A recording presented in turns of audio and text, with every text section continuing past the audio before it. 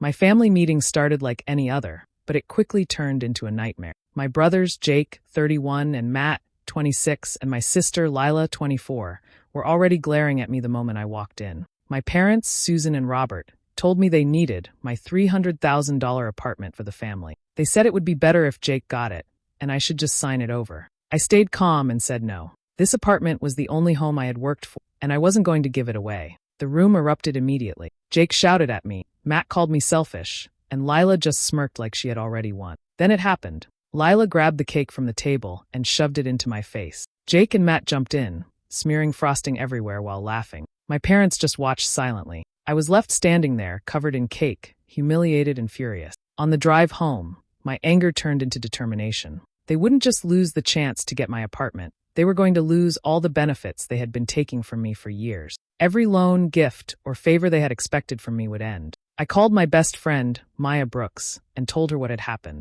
Together, we started figuring out how I could protect myself and my property. I began taking action immediately. I froze any accounts my siblings could access and made sure my apartment was secure. I documented everything and even considered legal steps if they tried to come after my property. The cake incident became a symbol in my mind, not of shame, but of betrayal and the need to finally set boundaries with my family. Even though I loved my family once, I realized I could no longer trust them. Jake, Matt, and Lila had crossed a line I would never forgive. From that day on, I vowed to protect myself and my home, and to stop letting anyone take advantage of me. That simple act of refusing to give up my apartment turned into a turning point, where I decided I was done being pushed around. I would stand my ground, reclaim my power, and never let anyone humiliate me like that again. By the time I reached my apartment, I felt a mix of relief and clarity. The cake on my face had washed away, but the lesson remained. Family doesn't always mean safety, and sometimes protecting yourself is the only way to survive.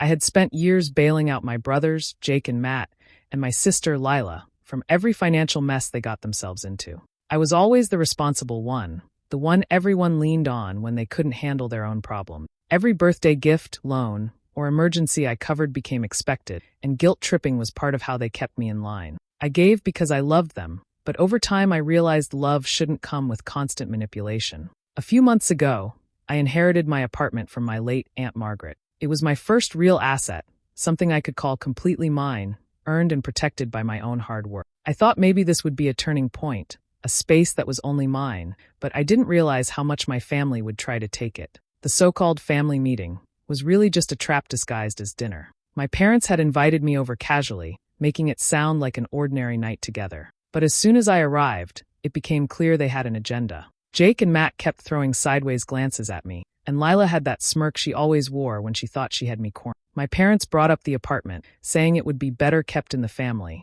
and hinting I should let Jake have it. I refused. I wasn't giving away my home to satisfy their sense of entitlement. That's when it all blew up. Lila grabbed the cake sitting on the table and smashed it into my face. Jake jumped in and smeared frosting on my clothes and hair, while Matt laughed like this was some kind of game. My parents didn't intervene, and I realized in that moment how little loyalty really mattered to them when the family drama was at stake. As I wiped the frosting from my face later, I thought about everything they had taken from me over the years. This was the worst betrayal yet. I had given them so much and trusted them, and now they humiliated me in front of everyone. I decided right then that it was over. No more loans, no more gifts, no more financial support. I began shutting off the accounts they had access to and cutting off any help I had been quietly providing for years. I also contacted Dan Harper, a lawyer I had trusted for years, to start drafting legal protections for my apartment. I needed to make sure this property, which meant so much to me, could never be taken from me. The cake incident wasn't just a mess to clean up. It was a warning, a signal that I needed to protect myself, my assets, and my peace of mind. By the end of the night, I felt a mix of anger and clarity. I understood the patterns of manipulation that had defined my family for years, and I realized that I couldn't let them continue. This wasn't just about money. It was about finally standing up for myself, taking control, and setting boundaries they could never cross again. The apartment became more than a place to live. It became a symbol of everything I had earned and would protect at any cost. I got a group text from Jake, Matt, and Lila acting like nothing had happened, as if the cake incident and everything that followed didn't exist. I stared at my phone for a moment, then typed back in all caps, "You will never get another dime from me." It felt good to finally say it out loud. As I sent the message, memories of that night came rushing back. Lila smashing the cake in my face, Jake smearing frosting all over my clothes, Matt laughing like it was the funniest thing he had ever seen. My parents sitting there, doing nothing, letting them humiliate me. I felt the anger flare up all over again, but this time it was sharper, more focused.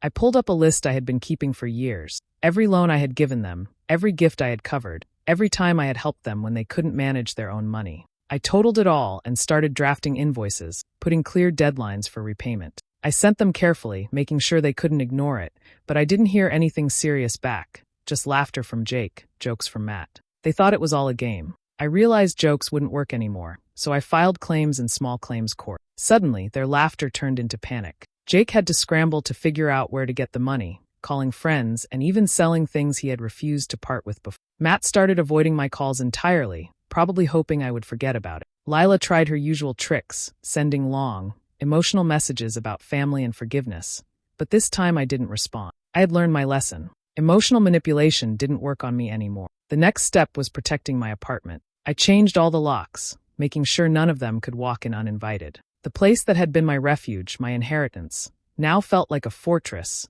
safe from their schemes and their sense of entitlement. Every key, every code, every access point was mine and mine alone. I also realized I needed to cut all contact. No phone calls, no texts, no social media messages, nothing. It was difficult at first, the silence felt strange, but it was necessary. Without boundaries, I knew they would have continued to take advantage of me, trying to guilt me into giving them more. Now, with no way to reach me, they were forced to deal with the consequences of their own actions. For the first time in years, I felt a sense of control and the cake incident had been a turning point, a brutal wake-up call, but it became the moment I drew a line in the sand. I wasn't just protecting my apartment or my money, I was protecting myself. Every text, every invoice, every locked door was a statement that I was done letting them manipulate me. I had finally realized that the family I loved wasn't the family I could trust. I had taken my power back, and there was no going back to the way things were. The cake incident, the lies, the manipulation, all of it had led to this moment of clarity.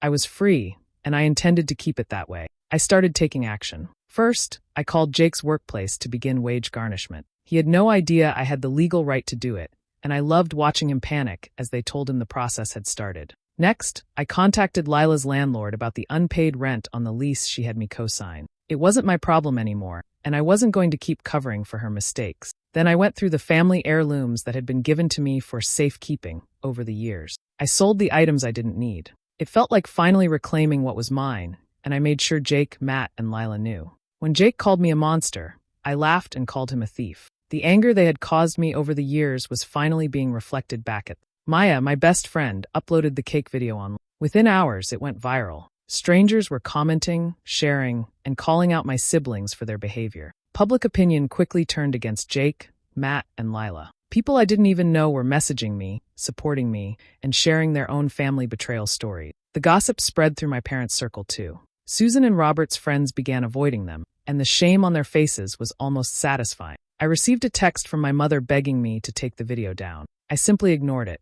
I wasn't going to erase proof of what they had done. The world needed to see the truth, and I wasn't backing down. While all this chaos was unfolding, I started building a life outside of my toxic family. I joined a new social circle, made friends who actually respected me, and surrounded myself with people who cared about me for who I am, not what I could give them. I realized just how much happier life could be without constant manipulation and lies. Every action I took made me feel stronger. I wasn't just getting revenge, I was reclaiming my life and my peace. I had spent years bending to their demands, paying their bills, and covering for their mistakes. Now, I was free to make decisions that were good for me and only me. Watching my family flounder while I thrived was bittersweet. Part of me felt sad that they had revealed themselves as untrustworthy, but another part was relieved. I no longer had to pretend everything was fine or forgive things that never should have happened. Life outside that toxicity felt lighter, freer, and more rewarding. By the time the dust settled, I knew I had made the right choice. Jake, Matt, and Lila learned consequences the hard way,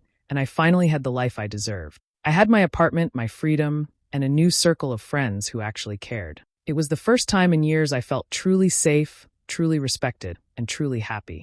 After the cake incident, I felt humiliated and ashamed. I kept replaying the moment in my head, the laughter, the frosting, and the shock of realizing my own family had turned against me. It was hard to face anyone, even my closest friends, because I couldn't stop thinking about how they could act that way. Maya reminded me that family isn't always safe, and sometimes the people closest to you can hurt you the most. She told me that toxic behavior often hides behind love and that I needed to protect myself. Her words stuck with me. I realized I had spent so many years putting my family first, forgiving them constantly, and covering for their mistakes, even when it hurt me. I started seeing a therapist, and those sessions opened my eyes to years of favoritism and unfair treatment. It became clear that my parents, especially Mom, had always prioritized Jake, Matt, and Lila. I had been expected to sacrifice, help, and step aside, while my siblings made mistakes without consequence.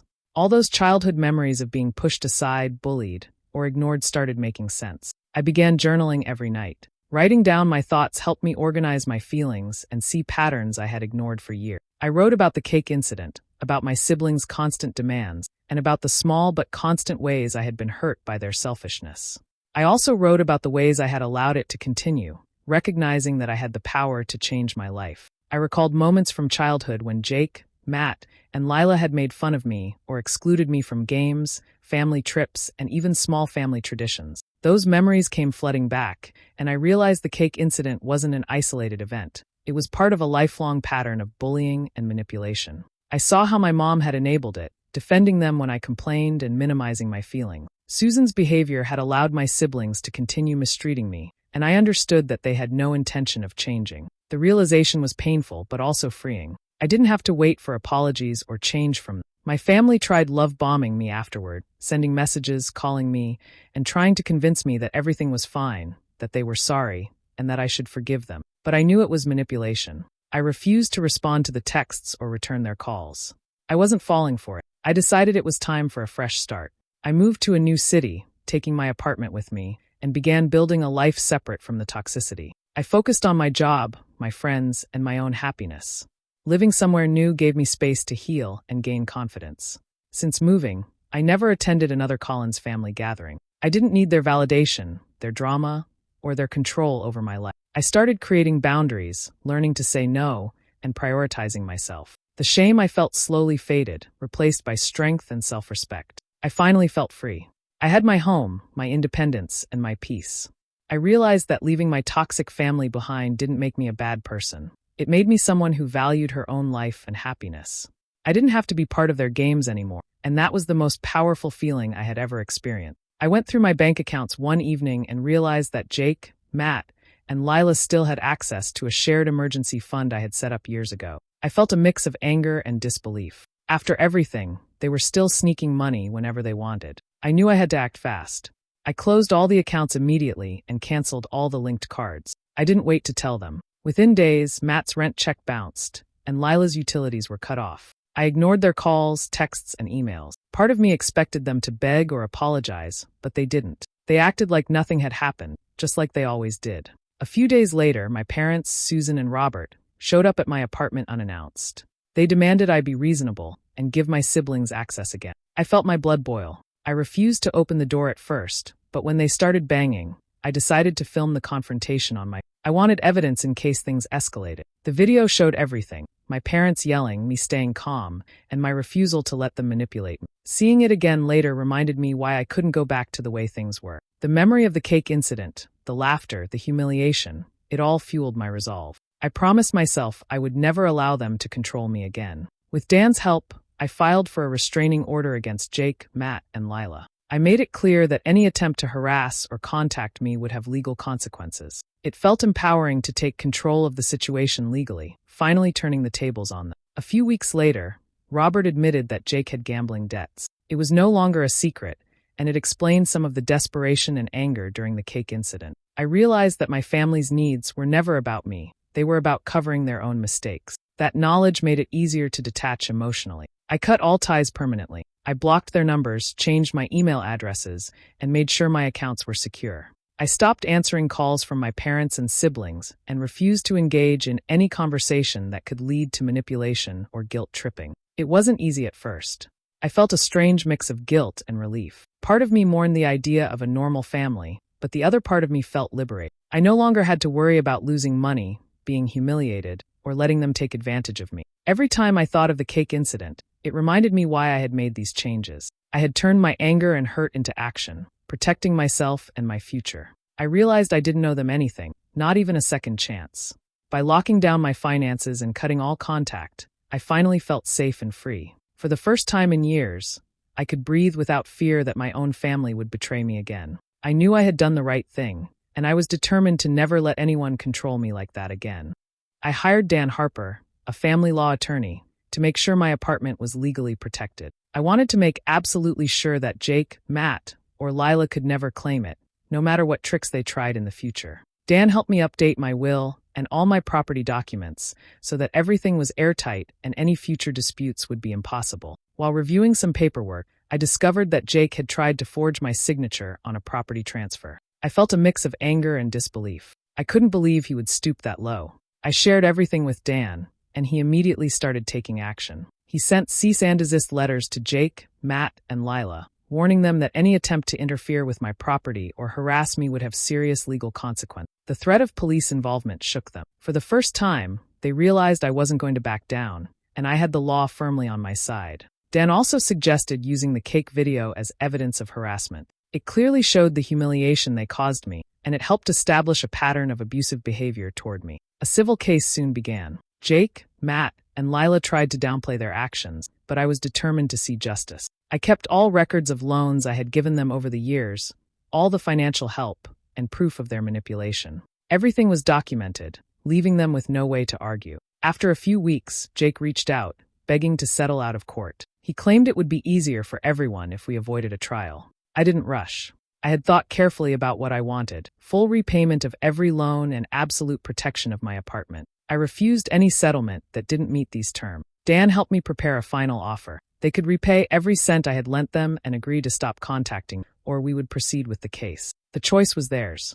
In the end, they agreed to repay the money, clearly realizing that the court would rule against them. When everything was settled, I walked away completely debt-free. Every unpaid loan had been repaid, and my apartment was legally secure. I felt a huge sense of relief, knowing that I had finally protected myself from their greed and manipulation. For years, I had been their safety net, their excuse for every bad choice, and now I had reclaimed my power. The legal process also gave me closure. I didn't have to worry about sneaky attempts to take my property, and I no longer feared their manipulation. Everything I had built for myself was safe, and I could finally live without anxiety about family betrayal. It wasn't just about money or property, it was about respect. I had learned to stand up for myself, and the law gave me the structure to enforce that. Jake, Matt, and Lila had tried to cross every line, but I had set firm boundaries and followed through. Using Dan's help, I turned the tables completely. I had proof, legal protection, and a clear record of everything they had done. Walking away from that process,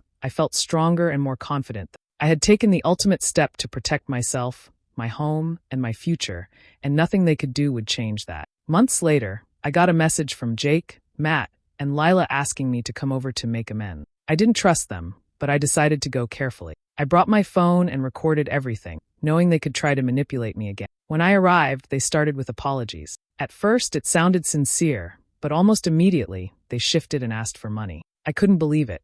I just laughed in their faces. Their fake apologies were meant to trick me into giving them what they wanted, but I wasn't falling for it. I calmly reminded them of the cake incident, repeating exactly what was said that day. I could see their faces tighten as I described every humiliating detail. Then I played the viral video on my phone. They froze, realizing that everyone online had seen how disrespectful and cruel they had been. I told them clearly to never contact me again. I didn't argue, I didn't negotiate, and I didn't give them a chance to manipulate me. I left the house without touching any of the food or interacting further. Their attempts at guilt and manipulation had no power over me anymore. A few hours later, Lila sent me a threatening text. I didn't reply.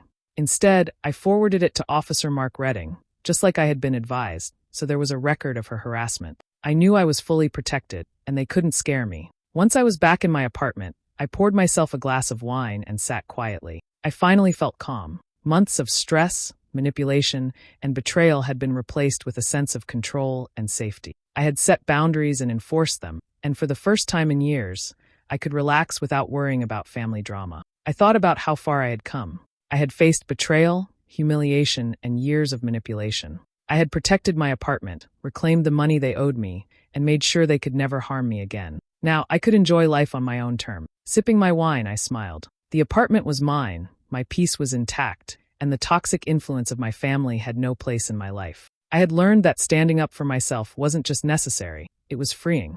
The past couldn't touch me anymore. I felt stronger and more confident than ever before. Their fake apologies and threats couldn't shake me, and I knew I would never allow anyone to take advantage of me again. I had full control over my life, my space, and my future. For the first time in years, I was truly at peace, and I finally understood what freedom felt like. Maya uploaded the cake video to TikTok with a caption that said, "When your family wants your apartment." Almost instantly, it started spreading everywhere. People reacted with shock and anger, calling them the worst siblings ever. The internet exploded with comments and shares, and the video quickly went viral. Jake, Matt, and Lila tried to defend themselves online, but it only made things worse.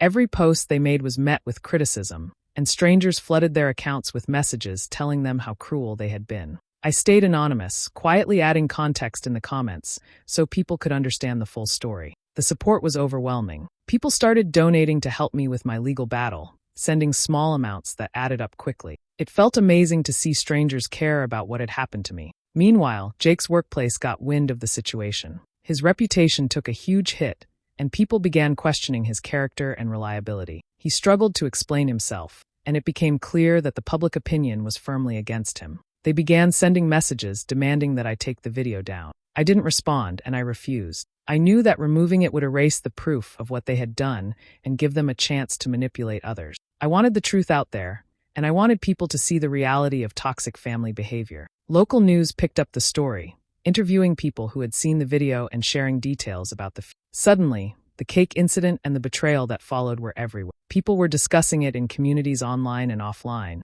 and I realized my story was resonating with many who had experienced similar abuse.